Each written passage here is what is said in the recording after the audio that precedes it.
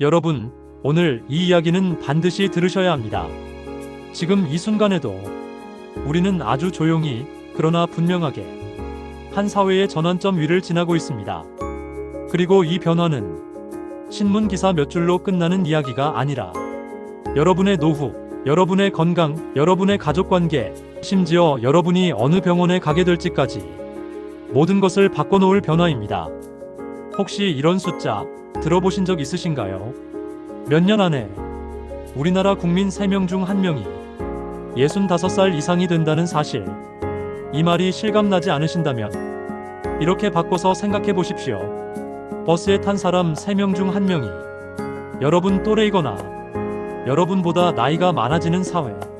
마트에서 줄을 서 있는 사람들, 병원 대기실에 앉아 있는 사람들, 동네 산책로를 걷는 사람들 가운데 3명 중 1명이 노년층이 되는 사회입니다. 이건 먼 미래의 상상이 아닙니다. 이미 시작되었고 우리는 그 한가운데에 서 있습니다. 얼마 전 저는 한 지방 소도시를 방문했습니다. 예전에는 아이들 웃음소리가 가득하던 초등학교가 있었고 점심시간이면 식당 앞에 줄이 길게 늘어서던 거리였습니다. 그런데 지금은 학교는 폐교되어 창문에 먼지가 쌓여 있었고 식당 대신 병원과 약국이 거리를 채우고 있었습니다. 낮 시간인데도 길에는 사람이 많지 않았고 그나마 보이는 분들은 대부분 지팡이를 짚고 계셨습니다. 그 풍경을 보면서 저는 문득 이런 생각이 들었습니다. 이 모습이 특별한 한 지역의 미래가 아니라 우리 사회 전체의 현재가 되어가고 있다는 사실을 우리는 너무 늦게 깨닫고 있는 건 아닐까? 여러분, 사람은 변화가 천천히 올 때 오히려 더 대비하지 않습니다. 아직은 괜찮다고 생각하고 나중에 준비해도 된다고 미룹니다. 하지만 초고령 사회는 그런 여유를 주지 않습니다. 눈에 띄지 않게 다가오지만 한번 문을 넘어서면 되돌릴 수 없는 구조적 변화를 만들어냅니다. 그래서 오늘 이 시간에는 초고령 사회라는 말을 어렵고 멀게 설명하지 않겠습니다. 대신 여러분의 하루, 여러분의 몸, 여러분의 지갑, 여러분의 인간관계라는 관점에서 아주 현실적으로 이야기해 보려고 합니다.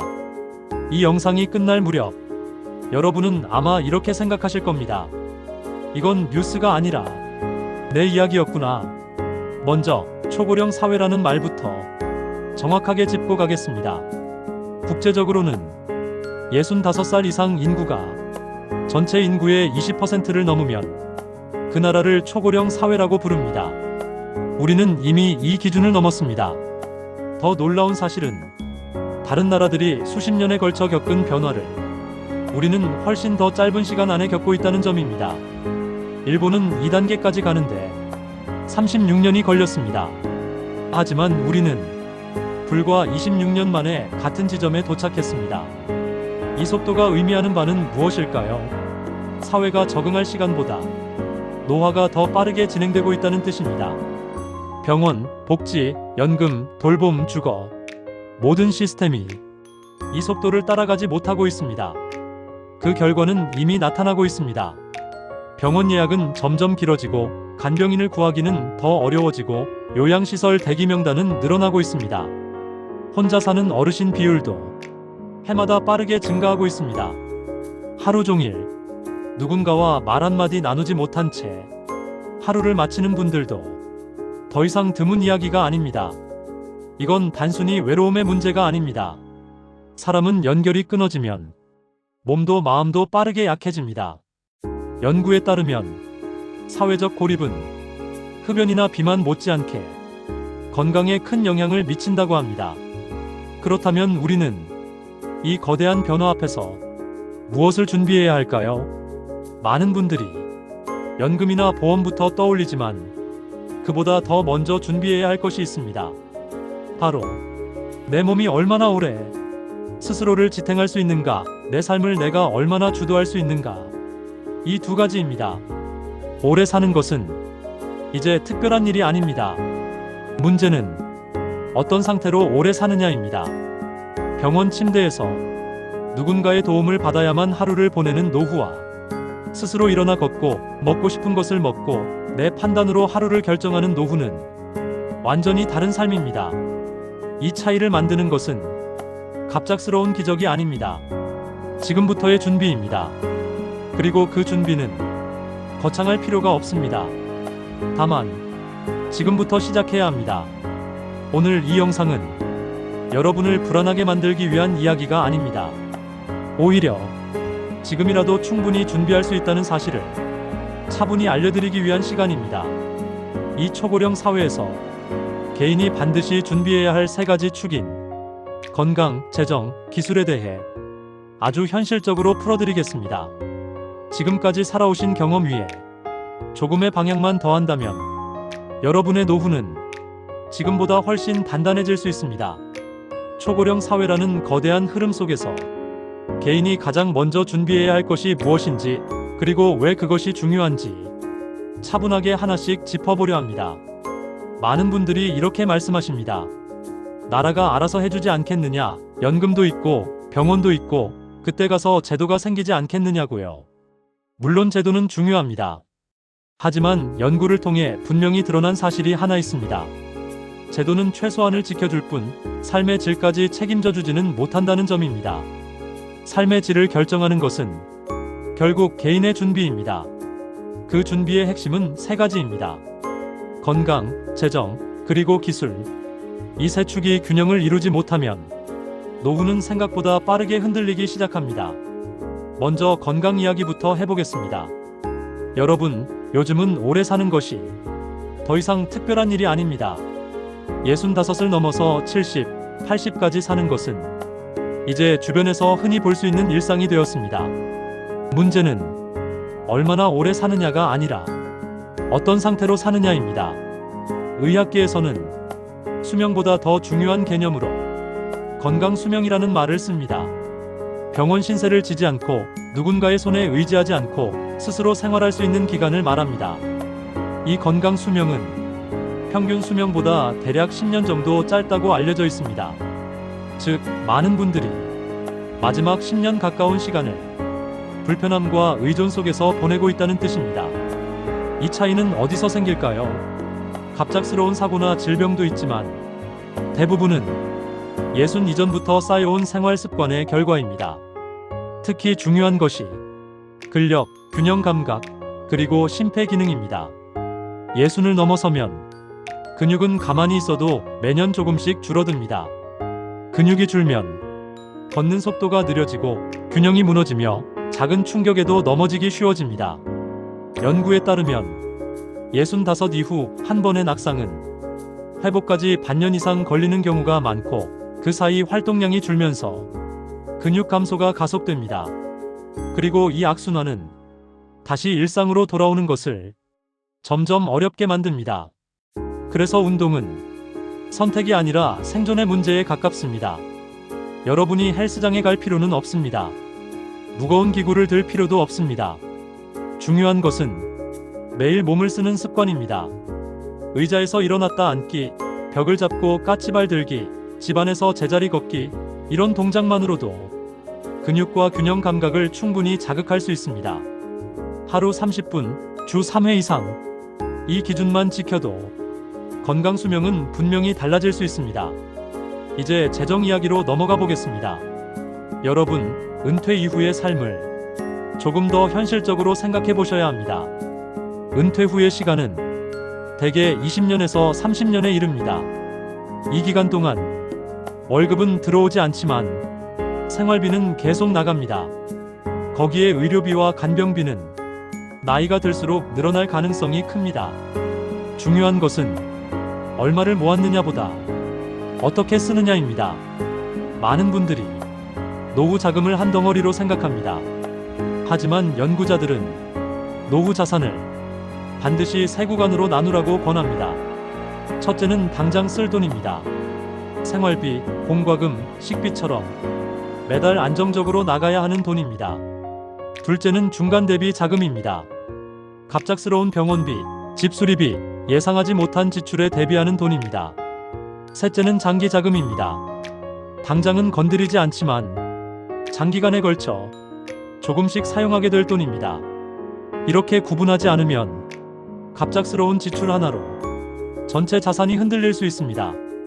또 하나 중요한 점은 노후에는 수익보다 안정성이 훨씬 중요하다는 사실입니다. 큰 수익을 노리는 선택은 그만큼 큰 위험을 동반합니다. 연구에 따르면 노년기에 재정 스트레스를 크게 겪은 분들은 우울감과 인지 기능 저하를 더 자주 경험하는 것으로 나타났습니다. 즉, 재정 안정은 단순히 돈의 문제가 아니라 정신 건강과도 직결됩니다. 이제 마지막 축 기술 이야기입니다. 이 부분에서 많은 시니어분들이 자신을 과소평가하십니다. 나는 기계에 약하다. 이 나이에 뭘 배우겠느냐고 말씀하십니다. 하지만 기술은 잘하는 것이 목적이 아닙니다.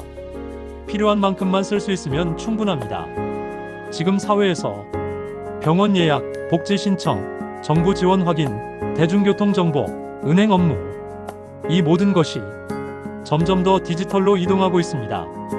이걸 전혀 하지 못하면 선택권이 줄어듭니다. 줄을 서야 하고 도움을 부탁해야 하고 정보에서 뒤처지게 됩니다. 하지만 스마트폰으로 전화하고 문자 보내고 앱 하나 실행하는 정도만 가능해도 삶의 편의성은 크게 달라집니다. 이 기술은 몇 달, 몇 년이 걸리는 것이 아닙니다. 집중해서 배우면 몇 시간, 며칠이면 충분합니다. 그리고 한번 익히면 여러분의 노후는 훨씬 자유로워질 수 있습니다. 여러분, 건강, 재정, 기술, 이 세 가지는 각각 따로 있는 것처럼 보이지만 서로 깊이 연결되어 있습니다. 건강이 무너지면 재정 부담이 커지고, 재정이 흔들리면 마음이 불안해지고, 기술을 쓰지 못하면 사회에서 고립되기 쉽습니다. 그래서 이 세 가지를 함께 준비해야 합니다. 그럼 이제 개인 준비를 넘어서 가족과 사회 안에서 어떤 준비가 필요한지, 그리고 왜 혼자만의 준비로는 충분하지 않은지에 대해 이야기해 보겠습니다. 앞에서 건강, 재정, 기술이라는 세 가지 축을 이야기했지만 사실 이 세 가지가 아무리 잘 갖춰져 있어도 단 하나가 빠지면 노후는 크게 흔들릴 수 있습니다. 그 하나가 바로 사람과의 연결입니다.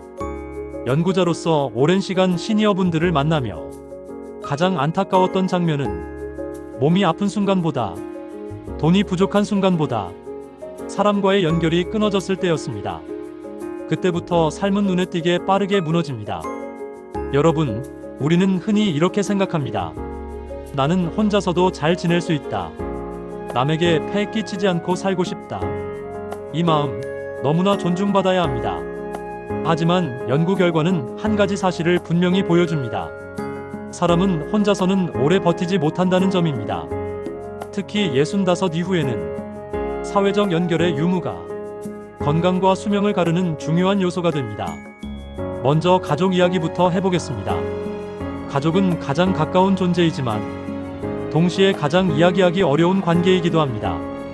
특히 노후 이야기는 더 그렇습니다. 누구와 살 것인지, 몸이 아플 때 누가 어떤 역할을 맡을 것인지, 경제적인 도움은 어디까지 가능한지, 이런 이야기들은 서로 불편할까봐, 괜히 분위기만 어색해질까봐 미루게 됩니다. 하지만 미룰수록 문제는 더 크게 터집니다. 연구에 따르면 노후 돌봄과 관련된 갈등의 상당수는 사랑이 부족해서가 아니라 사전에 기준을 정하지 않았기 때문에 발생합니다.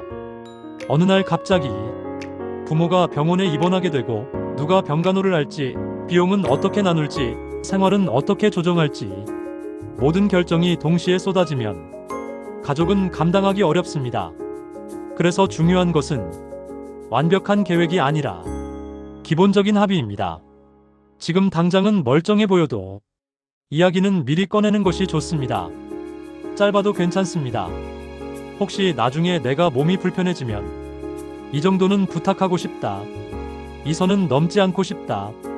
이런 기준을 말로만 하지 말고 간단히 메모로 남겨두는 것만으로도 가족의 부담은 크게 줄어듭니다. 이건 자식에게 짐을 지우는 일이 아닙니다. 오히려 자식을 보호하는 일입니다. 다음은 사회적 연결입니다. 여러분, 노후의 가장 큰 적은 질병보다 외로움이라는 말이 있습니다.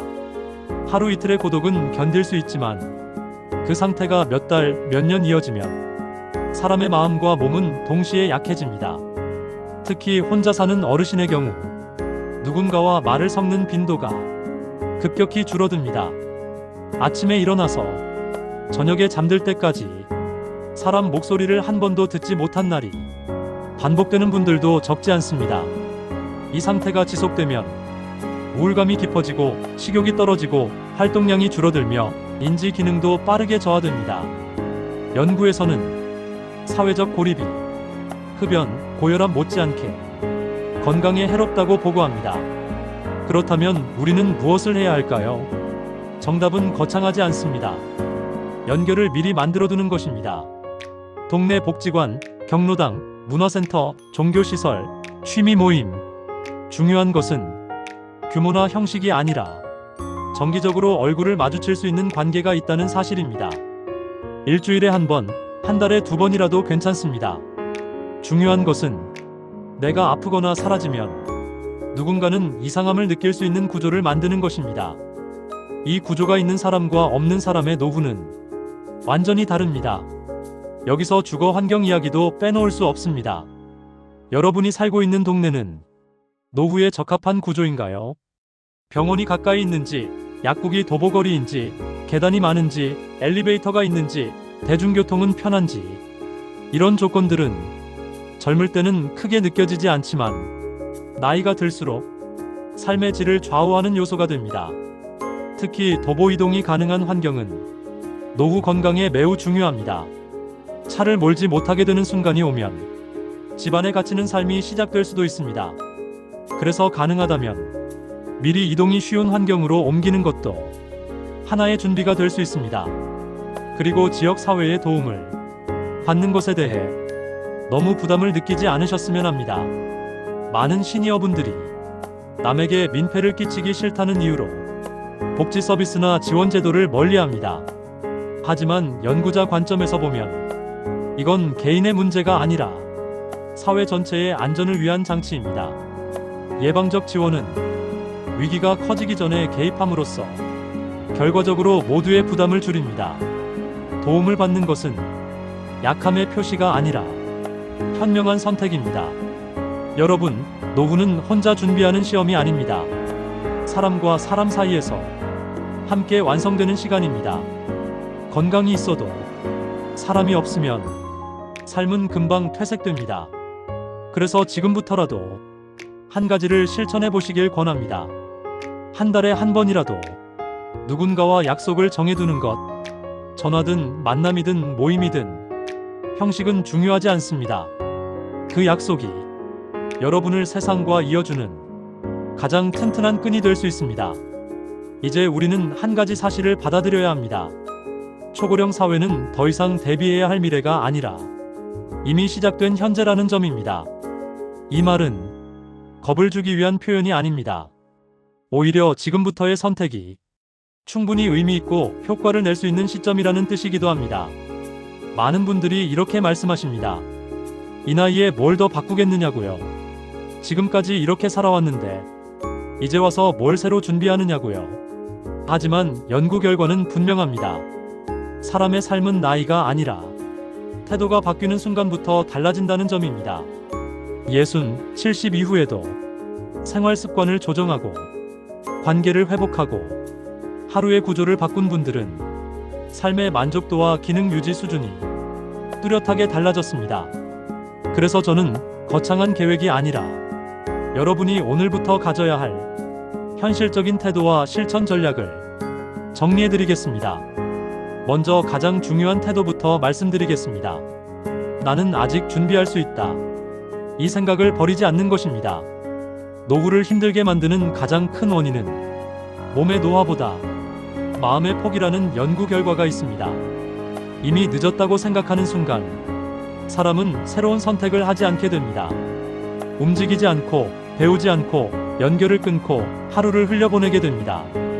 하지만 아직 준비할 수 있다고 생각하는 사람은 작은 변화라도 시도합니다. 그 차이가 몇 년 뒤에는 전혀 다른 노후를 만들어냅니다. 두 번째 태도는 완벽을 목표로 하지 않는 것입니다. 많은 분들이 운동을 시작하려다가 제대로 못할 것 같아서 포기합니다. 재정 정리를 하려다가 너무 복잡해서 손을 놓습니다. 기술을 배우려다가 남들보다 늦을까봐 망설입니다. 하지만 노후 준비에서 완벽은 필요하지 않습니다. 지속 가능함이 중요합니다. 하루 10분이라도 몸을 움직이고 한 달에 한 번이라도 자산을 점검하고 한 가지 기능이라도 익히면 그것으로 충분합니다. 지금부터는 이 정도면 괜찮다는 기준을 스스로에게 허락하셔야 합니다. 이제 구체적인 실천 전략으로 들어가 보겠습니다. 첫 번째 전략은 하루의 구조를 만드는 것입니다. 은퇴 이후 가장 위험한 상태는 하루에 해야 할 일이 없는 상태입니다. 아침에 일어나도 굳이 일어날 이유가 없고 시간은 흘러가지만 기억에 남는 장면은 없는 날들. 이런 하루가 반복되면 몸과 마음은 빠르게 약해집니다. 그래서 하루에 딱 3가지만 정해두시길 권합니다. 첫째, 정해진 시간에 일어나기. 둘째, 반드시 몸을 움직이는 시간 만들기. 셋째, 누군가와 연결되는 순간 만들기. 이 3가지만 있어도 하루는 구조를 갖게 됩니다. 구조가 있는 하루는 사람을 무너지지 않게 붙잡아줍니다. 두 번째 전략은 몸을 관리하는 방식을 바꾸는 것입니다. 이제는 무리해서 하는 운동이 아니라 계속할 수 있는 움직임이 필요합니다. 빠르게 걷기보다 넘어지지 않게 걷는 연습, 무거운 중량보다 균형을 잡는 동작, 숨이 차는 운동보다 호흡을 고르게 만드는 활동. 이런 방향으로 운동의 목표를 바꾸셔야 합니다. 연구에 따르면 균형 감각과 하체 근력을 유지한 시니어는 낙상 위험이 크게 줄고 일상 독립성이 훨씬 오래 유지됩니다. 즉, 지금부터의 운동은 멋있어 보이기 위한 것이 아니라 내 삶을 내가 운영하기 위한 준비입니다. 세 번째 전략은 돈을 걱정의 대상이 아니라 관리의 대상으로 바꾸는 것입니다. 돈에 대해 생각하지 않으려고 할수록 불안은 커집니다. 반대로 자주 들여다볼수록 불안은 줄어듭니다. 한 달에 한 번만이라도 통장을 정리하고 고정 지출을 확인하고 앞으로 들어올 돈과 나갈 돈을 한 장에 적어 보십시오. 이것만으로도 마음의 안정은 크게 달라집니다. 그리고 반드시 기억하셔야 할 점은 노후에는 비교가 가장 위험하다는 사실입니다. 남이 얼마를 모았는지, 어디에 투자했는지는 여러분의 삶과 직접적인 관계가 없습니다. 여러분에게 맞는 규모와 속도가 중요합니다. 네 번째 전략은 기술을 두려움의 대상에서 도구로 바꾸는 것입니다. 기술은 젊은 사람만의 것이 아닙니다. 시니어에게 기술은 자립을 돕는 중요한 도구입니다. 병원 예약을 직접 할 수 있고, 복지 정보를 스스로 확인할 수 있고, 필요할 때 도움을 요청할 수 있다면 그 자체로 삶의 주도권은 지켜집니다. 완벽하게 할 필요는 없습니다. 자주 쓰는 기능 몇 가지만 익혀도 충분합니다. 중요한 것은 나는 못한다는 생각을 나는 필요한 만큼은 할 수 있다로 바꾸는 것입니다. 마지막 전략은 마음을 관리하는 법을 배우는 것입니다. 노후에는 몸보다 마음이 먼저 지칩니다. 후회, 비교, 외로움, 불안, 이런 감정들이 조용히 쌓입니다. 이럴 때 필요한 것은 거창한 해결책이 아니라 감정을 흘려보내는 방법입니다. 일기를 한 줄 쓰는 것, 산책하며 생각을 정리하는 것, 믿을 수 있는 사람과 이야기하는 것, 이런 작은 습관들이 마음을 단단하게 만들어줍니다. 여러분, 초고령 사회는 이미 시작되었습니다. 하지만 두려워할 이유는 없습니다. 지금부터 무엇을 선택하느냐에 따라 남은 시간의 질은 충분히 달라질 수 있기 때문입니다. 건강을 조금 더 챙기고 사람과의 연결을 놓지 않고 하루를 스스로 운영하려는 마음을 지킨다면 노후는 버티는 시간이 아니라 여전히 살아가는 시간이 될 수 있습니다. 오늘 이 영상이 여러분의 내일을 준비하는 작은 시작이 되기를 바랍니다. 구독과 좋아요 눌러주시고 앞으로 더 도움되는 영상도 챙겨보세요. 감사합니다.